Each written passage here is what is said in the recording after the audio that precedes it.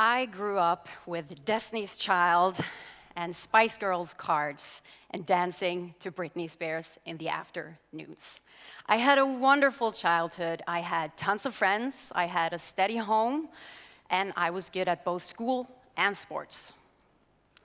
But somehow I felt misplaced. I felt like a misfit. I had such big dreams and goals for my future self, but I had no one to share it with. You have to be realistic, Yrja, my father said every time I shared my grand visions and thoughts with him.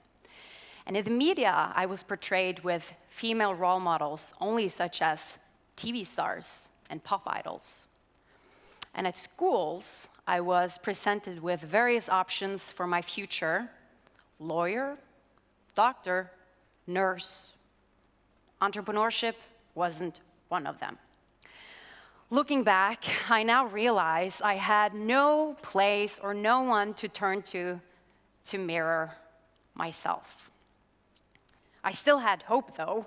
I wanted to lead a happy life on my own terms, experiencing lots of different things, meeting lots of different people, and being an inspiration. I just had no idea what kind of job that could be. I only saw pop idols doing many different things, but that wasn't on my to-do list for career creation. For years, I thought I only had two options. Either I had to choose one of these boxes that school presented to me, lawyer, doctor, etc., or I had to be discovered. That someone was going to come and discover my amazing talent and just knock on my door and give me the opportunities that I wanted. But both of these options seemed rather impossible. And not only that, there was a catch-22. I was even scared of my own ambitions, and I was scared of my capabilities and wants. Why couldn't I just want a regular job like it seemed like everybody else wanted? And was there even room for me in this world?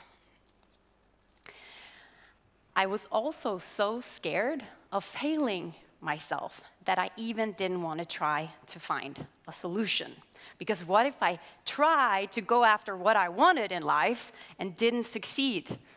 What a huge burden that would be to carry for the rest of my life. No thanks. Why couldn't just someone come knocking at my door and discover my amazing talent? Well, not gonna happen. But during studies, some friends of mine created their own venture, and they asked me to join. And as I was in university, which made me still feel like a misfit, I decided to join. At that time, I hadn't heard of the word startup. It was back in 2012. I dove into the startup community and met like-minded people, and I had lots of fun at work. I found hope. But still, something was missing. Where were the people who wanted to take over the world? In the startup community, there was some rumors about San Francisco or Silicon Valley being the place where the future were invented. Perhaps that's the place where I could belong.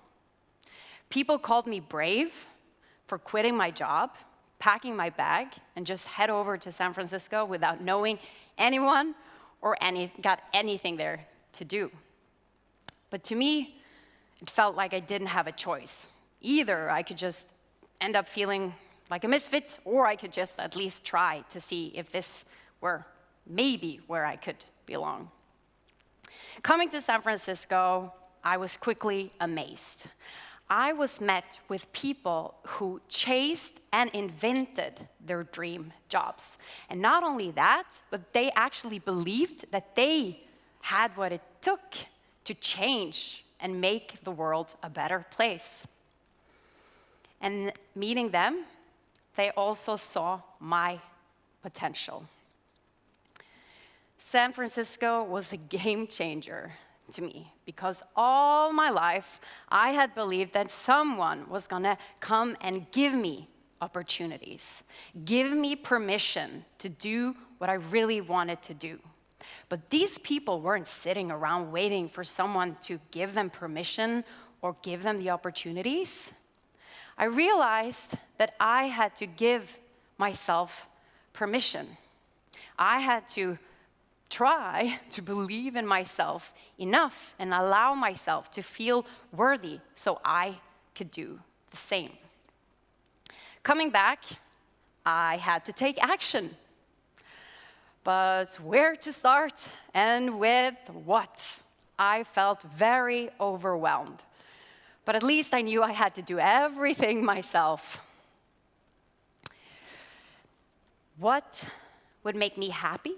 What was I good at? How can I have the biggest impact? And how could I earn money on it? I realized that role models had been a very, very important factor in my life. So I wanted to create a platform where every woman with a dream could reflect herself. I heard something about podcasting that's more than 2 years ago, and I thought I'd jump on the wagon before it became too popular. And Power Ladies was born. 2 years later, I now realize that if you set out with clear goals and intention and a will to achieve, and some patience and continuity, nothing can stop you. When I started Power Ladies, I had one goal, which was to quit my day job within a year, which I managed. But the thing that gives me the most joy with what I do is the weekly messages I get from women who started their own company or started investing or asked for a leader position.